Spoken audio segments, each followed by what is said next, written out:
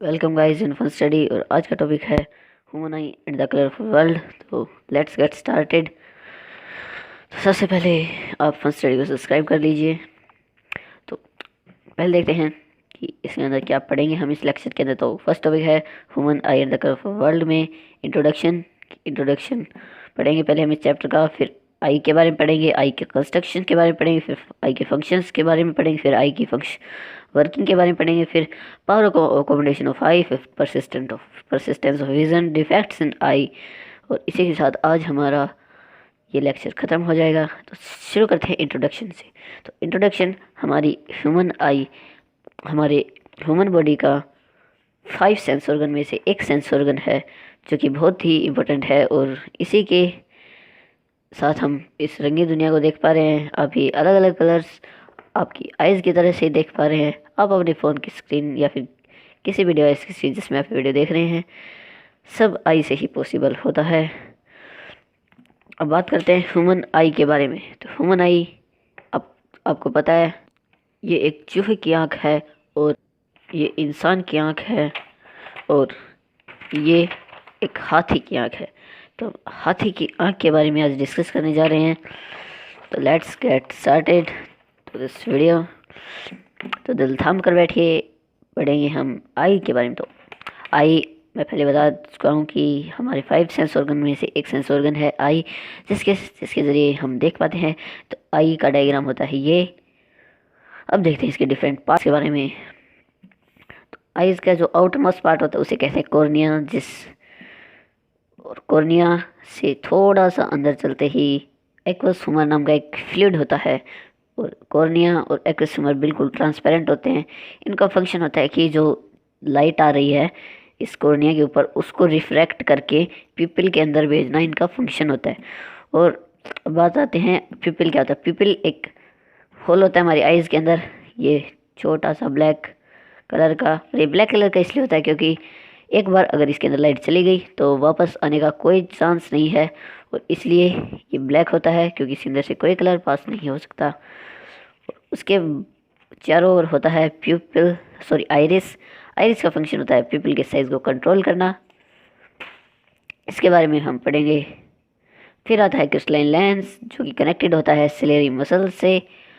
और फिर आता है विट्रस ह्यूमर। विट्रस ह्यूमर भी एक फ्लूइड होता है।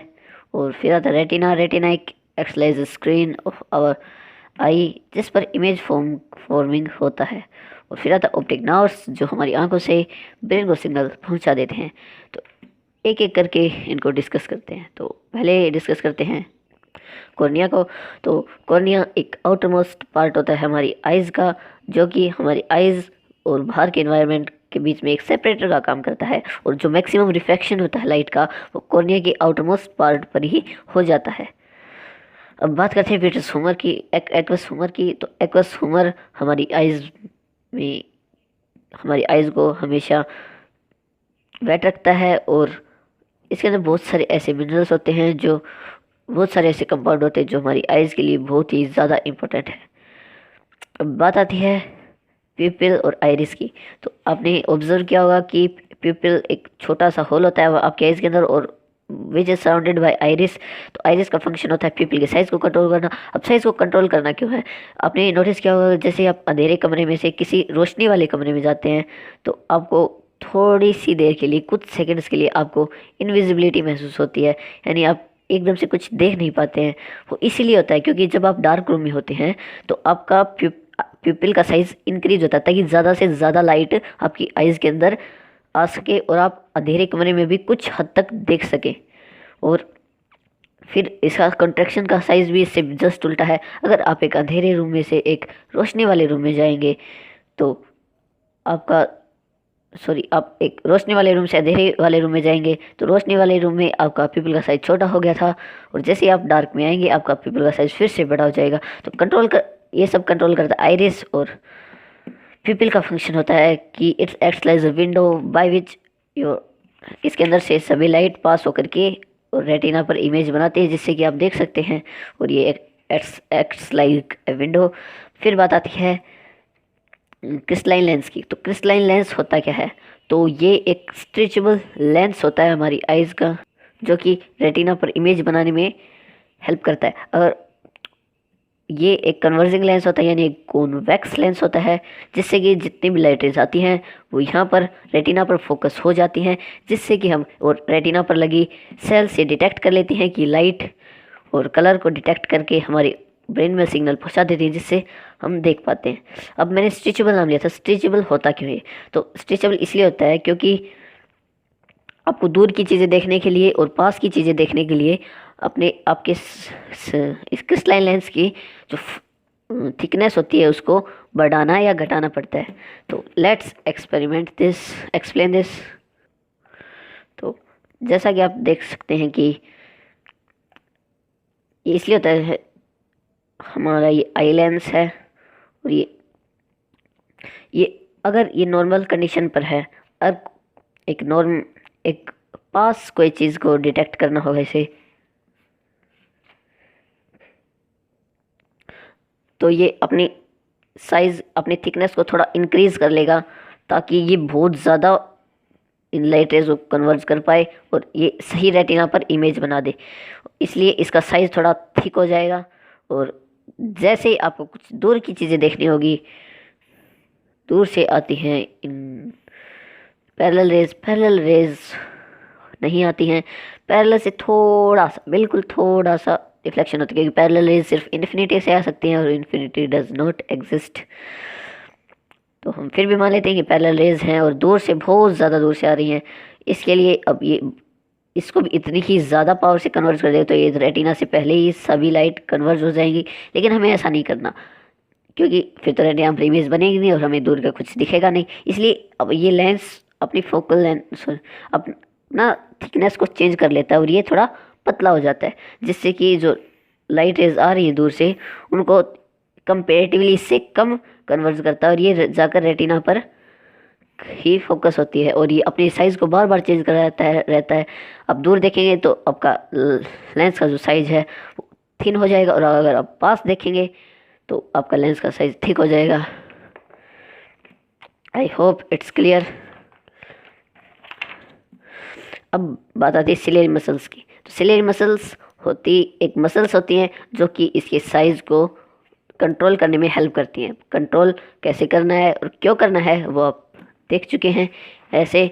तो इसके साइड में जो सिलेरी मसल्स होती हैं, यहाँ पर ये इस तरह से फोर्स लगाएंगे तो इसका साइज़ थिन हो जाएगा, और ये सब इस तरह से फोर्स लगाएंगे कुछ तो इसका साइज़ थोड़ा थिक हो जाएगा। तो आई होप इट्स क्लियर, और इसीलिए मैंने बोला था कि इलास्टिक होते हैं। बात आती है रेटिना की। तो रेटिना हमारी आइज़ के अंदर एक स्क्रीन की तरह काम करती है, जिसके अंदर रोड एंड कोन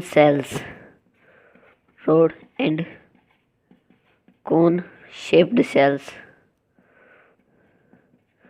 प्रेजेंट होती हैं, जो कि लाइट सेंसिटिव और कलर सेंसिटिव होती हैं, और जिससे कि आप अलग अलग लाइट और अलग अलग कलर के बीच में डिस्टिंग्विश कर पाते हैं। और रेटिना आपकी जो लाइट आई है यहाँ से, उसके सिग्नल्स को ऑप्टिक नर्व्स के थ्रू आपके ब्रेन तक पहुंचा देती है और आप देख सकते हैं कि क्या चल रहा है। तो अब बात आती है ऑप्टिक नर्व्स की। तो ऑप्टिक नर्व्स का आप फंक्शंस जान चुके हैं, और यहाँ पर 2 पॉइंट और होते हैं रेटिना के पास, जो होते हैं येलो स्पॉट और ब्लाइंड स्पॉट। तो blind spot basically optic nerves के ऊपर होता है, जहाँ पर वो कुछ भी प्रेजेंट नहीं होता, ना रोड कौन सेल्स प्रेजेंट नहीं होती। जहाँ अगर यहाँ पर मान लीजिए यहाँ पर ये ब्लाइंड स्पॉट है और यहाँ पर लाइट आपकी फोकस होंगी आकर के, तो आपको कुछ भी नहीं दिखेगा, क्योंकि यहाँ पे लाइट सेंसिटिव और कलर सेंसिटिव सेल्स प्रेजेंट ही नहीं होती हैं। और अब बात आती है येलो स्पॉट। अब ब्लाइंड स्पॉट के बारे में तो आप जान चुके हैं। अब बात आती है येलो स्पॉट की। तो येलो स्पॉट क्या होता है? येलो स्पॉट एक ऐसा स्पॉट होता है हमारे रेटिना के ऊपर ही, जिसके ऊपर बहुत ज़्यादा सेंसिटिव सेल्स प्रेजेंट होती हैं लाइट के लिए और कलर के लिए। तो आप किसी चीज़ को बहुत बारीकी से अगर ऑब्जर्व कर रहे हैं तो उसकी इमेज आपके येलो स्पॉट पर बनती है, जिससे कि आप उसको बहुत ज़्यादा बारीकी से भी ऑब्जर्व कर पाते हैं। सो आई होप इट्स क्लियर। अब बात करते हैं आइज़ की वर्किंग के बारे में। तो आइज़ की वर्किंग कुछ इस प्रकार से होती है। पहले आई का एक सिंपल डायग्राम बना लेते हैं।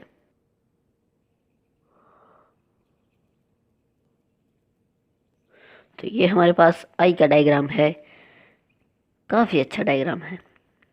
तो हम बात करते हैं कि इस पर इमेज फॉर्मिंग का काम कैसे हो जा रहा है, किसी भी चीज़ को देख कैसे पाते हैं, तो उसकी मैकेनिज्म हम यहाँ पर बताने जा रहे हैं। तो जैसे ये पॉइंट है, ये आपको देखना है, तो इसके लिए बहुत ज़्यादा कुछ कॉम्प्लेक्स चीज़ें नहीं होती हैं। बेसिकली इसके अंदर से लाइट आपके आई लेंस के अंदर जाती है। 3 ही रेज नहीं जाती, बहुत सारे रेज जाती हैं, लेकिन हम 3 ही बनाएंगे। और फिर आपको पता है कि कॉन्वेक्स लेंस है, और कॉन्वेक्स लेंस क्या करता है, कन्वर्ज कर देता है लाइट रेज को, और ये आपके रेटिना पर जाकर फोकस हो जाती है। रेटिना पर फोकस होने के बाद रेटिना पर आपको पता है rod and cone cells which is are sensitive to light and the colour. तो उनसे क्या होता है कि जो लाइट होती है, सॉरी जो सेल्स होती हैं, वो सिग्नल्स को जनरेट करती हैं, और उन सिग्नल्स को ऑप्टिक नर्व्स के ज़रिए आपके ब्रेन में पहुंचा दिया जाता है, और ब्रेन के अंदर एक बत्ती जल जाती है, और आप देख सक पाते हैं कि क्या हो रहा है। ज़्यादा कुछ कॉम्प्लेक्स चीज़ें नहीं हैं इसके अंदर। तो नेक्स्ट बात करते हैं अब पावर ऑफ अकोमोडेशन। तो पावर ऑफ अकोमोडेशन क्या होता है? तो पावर अकोमोडेशन होता है it is ability of eye to see near as well as far object clearly by adjusting a focal length. तो ये हम आपको एक्सप्लेन कर चुके हैं कि एक आई है, पास की चीज़ों को देखने के लिए अपने लेंस की साइज़ को थोड़ा थिक कर लेती है, जिससे कि लाइट रेज वो जल्दी कन्वर्ज हो जाती हैं, और ये बहुत ज़्यादा डाइवर्जिंग लाइंस होती हैं, उनको कन्वर्ज करने के लिए तो इसको थोड़ा थिक होना पड़ता है, जिससे कि इसकी फोकल लेंथ कम हो जाती है, और ये रेटिना पर सही फोकस होकर के कन्वर्ज हो जाती हैं। और जैसे हम दूर का ऑब्जेक्ट लेते हैं तो उनके लिए लेंस थोड़ा थिन हो जाता है सिलेरी मसल्स की हेल्प से, और ये थोड़ा कम कन्वर्ज करता है, इसकी कन्वर्जिंग पावर थोड़ी कम होती है, इसलिए ये बहुत कम डाइवर्जिंग रेज को बहुत कम पावर से कन्वर्ज कर देता है, जिससे उसी सेम डिस्टेंस पर दोनों की जो लाइट्स हैं वो कन्वर्ज एक जगह पर हो जाती हैं, और रेटिना पर ही हमेशा इमेज बन पाती है। तो I hope it's clear. Next advantages of 2 आई। तो हम 2 आईज के एडवांटेज के बारे में पढ़ेंगे। क्यों 2 ही लाइट आंखें क्यों ज़रूरी हैं, हम इसको बहुत अच्छे से समझेंगे। Advantages of 2 eyes. तो 2 आईज का एडवांटेज ये होता है कि पहला एडवांटेज ये है, ये हमारे पास एक आंख है और ये 150 डिग्री के एंगल तक देख सकती है। लेकिन जो हमारी दूसरी आंख है वो भी 150 डिग्री के एंगल पर देख सकती है, लेकिन जो दोनों आंखें हैं, ये दोनों आंखों से एक ही चीज़ को देखा जाए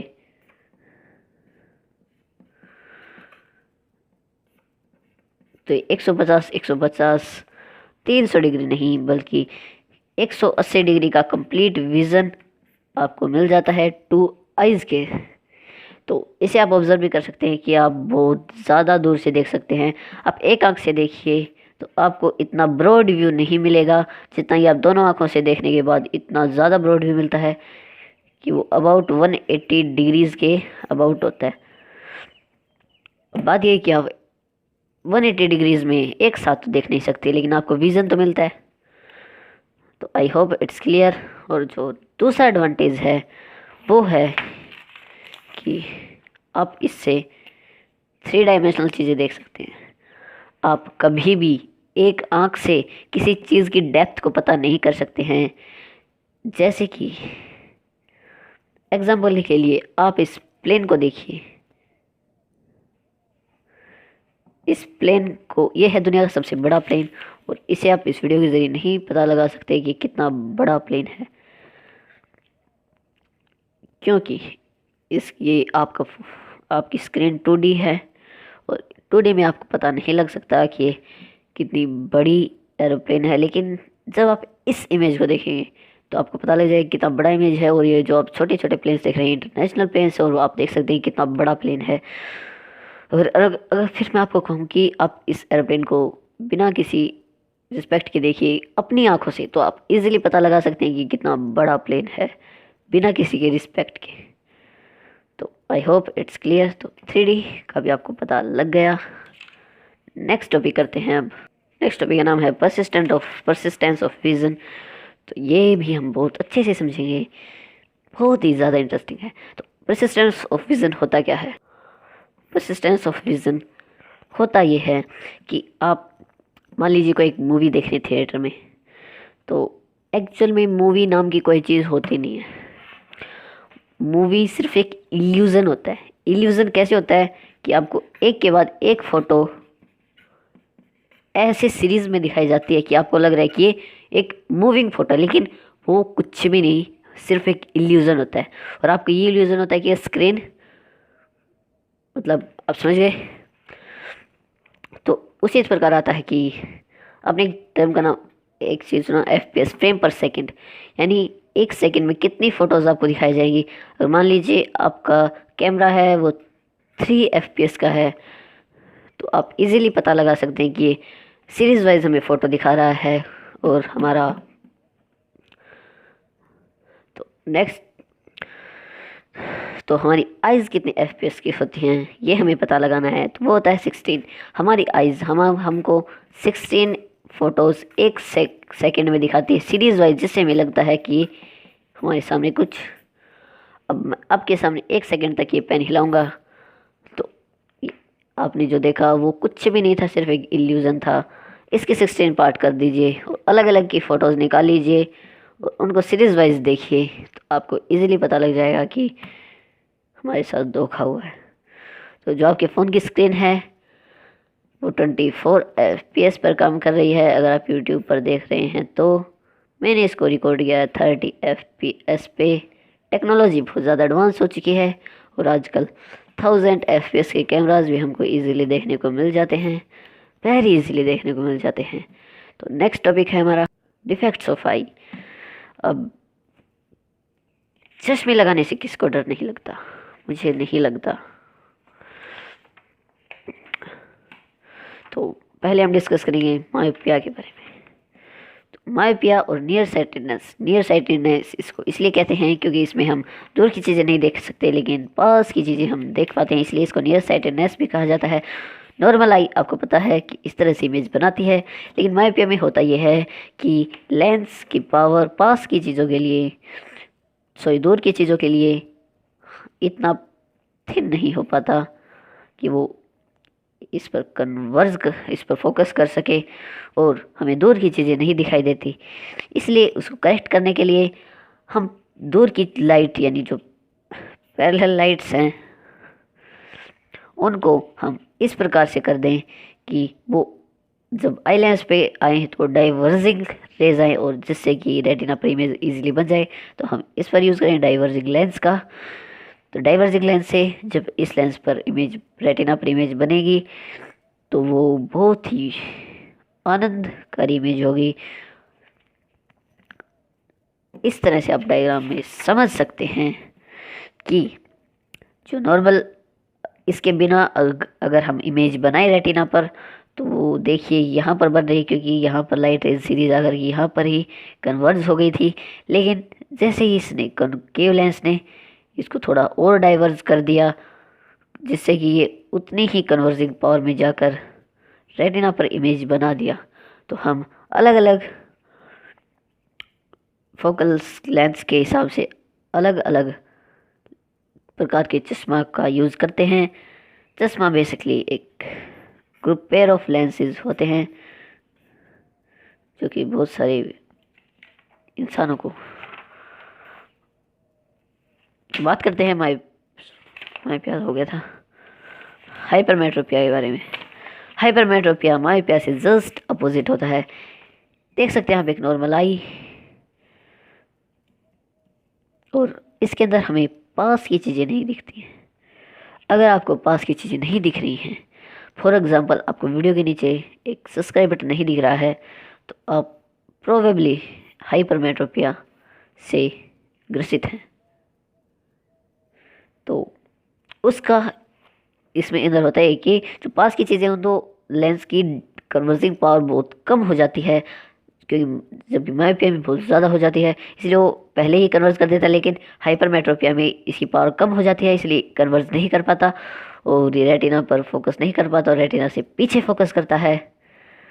इसके लिए हम इनको थोड़ा और कन्वर्ज करेंगे। कन्वर्ज करने के लिए हम एक कन्वर्जिंग लेंस लगा देंगे। कन्वर्जिंग लेंस इनको कन्वर्ज कर देगा थोड़ा और बाकी का काम ये संभाल लेगा और रेटिना पर इमेज बन जाएगी। I hope it's clear. और आप इस डायग्राम से भी देख सकते हैं कि क्या कहानी रची गई है हमारे साथ। तो ये भी मायोपिया की तरह है, ज़्यादा कुछ नहीं है इसके अंदर। I hope it's clear. Next topic हमारे पास प्रेस बायोपिया। तो प्रेस बायोपिया होता क्या है, लेट्स एक्सप्लेन। तो प्रेस बायोपिया को which is also known as old age hypermetropia. तो होता क्या है कि ओल्ड एज की वजह से जो हमारी सिलियरी मसल्स होती हैं उनकी फंक्शनिंग, वो उनकी जो इलास्टिसिटी होती है वो बहुत ज़्यादा कम हो जाती है, जिससे कि हमारा जो लेंस होता है वो बहुत ज़्यादा कन्वर्ज या फिर अच्छी तरह से फोकस नहीं कर पाता है। तो उसके लिए हम ना तो दूर का देख पाते हैं ना ही पास का देख पाते हैं। इसके लिए हमारे महान साइंटिस्ट ने एक बहुत ही स्पेशल टाइप के लेंसेज स्पेक्स इजाद किए हैं, जिसके अंदर आप पबजी खेल सकते हैं, नहीं खेल सकते। उनके अंदर होता क्या है कि ये एक पेयर ऑफ लेंसेज होते हैं, जिसके अंदर नीचे होता है कॉन्वेक्स लेंस और ऊपर होता है कॉनकेव लेंस। ऊपर वाले लेंस से हम दूर का देख सकते हैं और नीचे वाले लेंस से हम पास का देख सकते हैं। अब इस तरह के स्पेक्स लगाने के बाद हम दूर का और पास का दोनों का देख सकते हैं और इससे प्रेस बायोपिया हम ठीक कर सकते हैं। अब बात आती है एस्टिग्मेटिज्म की। एस्टिग्मेटिज्म होता क्या है और सिलेबस में नहीं है, नोट इन सिलेबस। एस्टिग्मेटिज्म को हम एक्सप्लेन करें। एस्टिग्मेटिज्म एक ऐसी डिजीज़ होती है जिसके अंदर जो हमारा कॉर्निया है इसकी शेप इरेगुलर हो जाती है, इसकी शेप रेगुलर नहीं रहती, जिसके कारण आपको कुछ ऐसा दिखता है कि आप कंफ्यूज हो जाएंगे। तो इससे बचने के लिए हम जो लेंस का यूज़ करते हैं उनका नाम है cylindrical lens, SLINDRICL। Cylindrical lenses का यूज़ करते हैं जिससे कि हम इस डिजीज़ से भी बच सकते हैं। और नेक्स्ट आता है कलर ब्लाइंडनेस। तो कलर ब्लाइंडनेस बेसिकली एक ऐसी बीमारी है जिसके अंदर हमारी जो कलर सेंसिटिव सेल्स होती हैं वो उनकी फंक्शनिंग प्रॉपर नहीं हो पाती, जिससे हम कलर्स के बीच में डिस्टिंग्विश नहीं कर पाते। और यह भी सिलेबस में नहीं है। और ये आपकी जानकारी के लिए बता दिया जाए कि एक जेनेटिक डिफेक्ट होता है और ये पेरेंट्स से ऑफस्प्रिंग में ट्रांसफ़र हो सकता है। तो वीडियो बहुत ज़्यादा बड़ी हो चुकी है। नेक्स्ट वीडियो में बाकी के टॉपिक्स को डिस्कस करेंगे। तो तब तक के लिए be safe. Thanks for watching this video. Channel को सब्सक्राइब कर देना, सब कुछ कर देना, लाइक कर देना, रिपोर्ट मत करना, कमेंट कर देना। Thanks for watching.